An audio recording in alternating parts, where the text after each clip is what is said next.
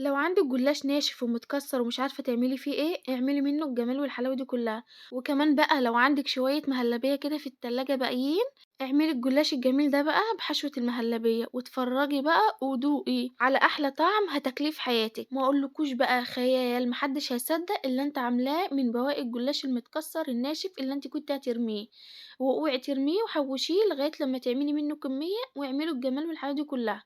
وتعالوا يلا بينا نحضر الجلاش الجميل اللي بحشوة المهلبية اللذيذة دي. أول حاجة هنجيب بواقي الجلاش اللي عندنا في الفريزر. طبعا كل ما كان يتبقى مني كده شوية جلاش ناشفين أو متكسرين كنت بحطهم كده في كيس وأعينهم في الفريزر لغاية لما عملت الكمية اللي معايا دي كلها، فقلت بقى لازم اطلعه من الفريزر واعمل منه حاجة جميلة كده علشان ناكلها، فجبت السكينة بقى وقعدت اقطع فيه طبعا علشان لو عندك حتة تخينة كده هتقطعيها علشان كله يبقى متساوي زي بعضه.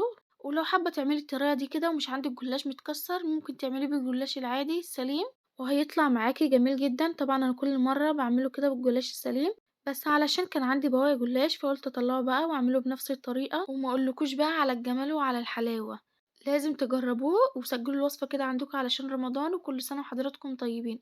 طبعًا أنا قطّعت كده الجلاش اللي كان سليم معايا، وكده الجلاش بتاعنا بقى جاهز معانا. تعالوا بقى أمّا ندخل للمهلبية. طبعًا المهلبية دي كانت باقية عندي في التلاجة فقُلت لازم أطلّعها وأحشي بيها الجلاش، ولو ما كانش عندِك مهلبية في التلاجة وعايزة تعمليها تعالي أما أقول لِك اعمليها إزاي.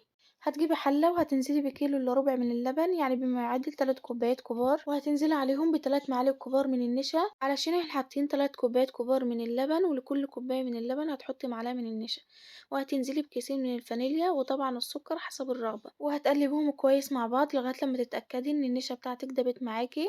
هتاخدي الحلة بقى وهتحطها على النار، واهم حاجة في الخطوة دي التقليب المستمر، واقعدي بقى قلبي واوعي توقفي تقليب علشان ما يتكتلش معاكي ويعمل كتل، واقعدي بقى قلبي لغاية لما يتقل معاكي ويبقبق كده بالشكل ده كده والنشا تبقى استوت معاكي. وبكده المهلبية بقت جاهزة، هتاخديها وهتحطها في طبق لغاية لما تبرد معاكي تماما علشان احنا بنحتاج المهلبية تكون باردة كده وتكون ساقعة وما ينفعش تستخدميها وهي سخنة. وتعالوا يلا بينا بقى نحضر بقى الجلاش. هنجيب الصينية بتاعتنا وهندهنها كده دهنة حلوة من السمنة، اهم حاجة توزعي كده السمنة بالفرشة بتاعتك على الاطراف، وهتجيبي ورقة من ورقات الجلاش السليم هتحطها كده في قعر الصينية وهتدهنيها سمنة. طبعا انا هنا كده مستخدمة كده ورقتين من ورقات الجلاش السليم علشان التصوير، عشان لما اجي اقلبها معاكم يبقى شكلها حلو من تحت. اما انا لو هعملها في بيتي انا هعملها بالجلاش المتكسر بس. وطبعا جبت الورقة التانية وحطيتها ودهنتها برضو سمنة. اهم حاجة في الجلاش انك توريها كده بين كل ورقة ورقة سمنة.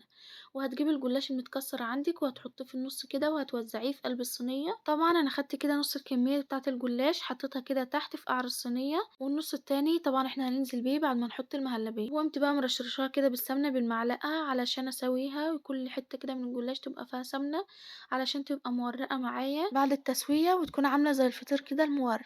ونزلت عليها بالمهلبية، بس اهم حاجة المهلبية اللي انت هتحطها على الجلاش تبقى ساقعة معاكي، تبقى باردة يعني ما تبقاش سخنة.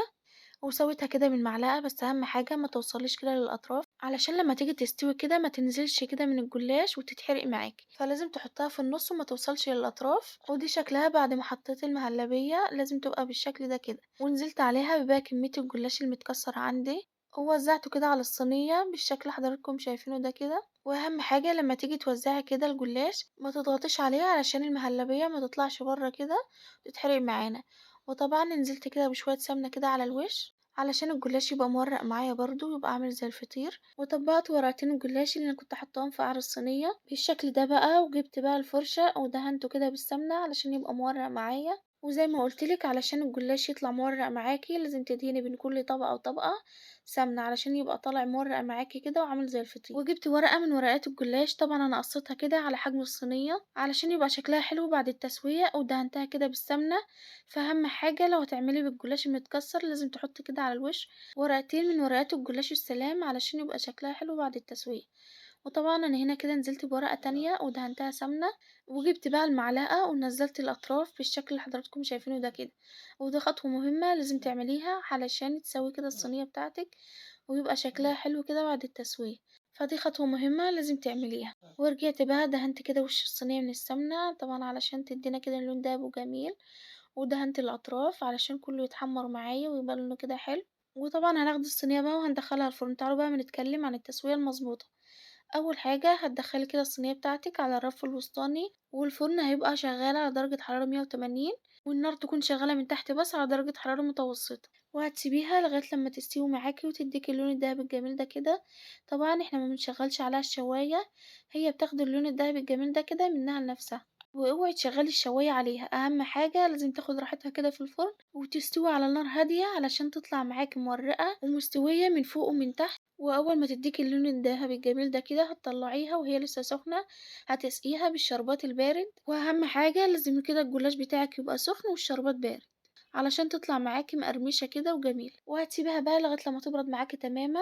وده شكلها بعد ما بردت. طبعا تعالوا بقى مقلبها معاكم علشان نشوف شكلها هيبقى عامل ايه من تحت. شوفوا بقى، بسم الله ما شاء الله عليها، على الجمال وعلى الحلاوة، عاملة زي الفطير كده مورقة وجميلة. ما اقولكوش بقى على طعمها، لما تجربوها هتنبهروا بيها من كتر جمالها ومن كتر حلاوتها. تعالوا بقى ما نشوفها كده من جوه عاملة ايه. شوفوا الجمال، شوفوا الحلاوة، بسم الله ما شاء الله عليها. كل قطعة منها أحلى من التانية. طبعا دي كده ما بتتاكلش بالشوكة، بتتاكل كده بالإيد. وبألف هنا ليكوا وعلى عيونكوا يا رب، واستنوني في فيديو جديد إن شاء الله مع وصفات أحلى وأحلى مع بيت الخير. وكل سنة وحضراتكم طيبين.